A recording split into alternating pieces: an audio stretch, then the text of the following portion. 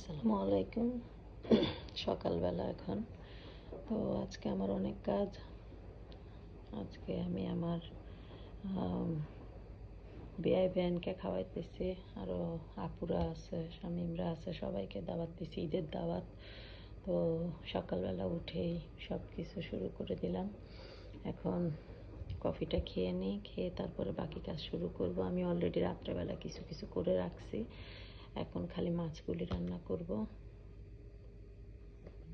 আমরা এগুলো রাত্রেবেলা সব রেডি করে রাখছি, এখনও ফুল কমপ্লিট হয় নাই। তো ওই যে এখানে চিকেনের রোস্ট করলাম, ঝাল রোস্ট, ভর্তা বানানোর জন্য সব রেডি করে রাখছি। এটা শিম, দেশি শিম। এখানে হাট চিকেনের কালো ভুনা হবে। এখানে এটা হয়েছে বাটেরা।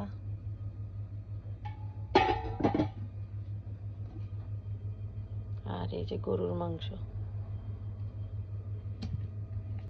তো ওই যে এখানে এগুলো সব রেডি করে ঠান্ডার মধ্যে রাখছি। আর বাকিটা তো পরে দেখাবো, আর কি কি রান্না হইতেছে ইনশাল্লাহ সব শেয়ার করবো আপনাদের সাথে।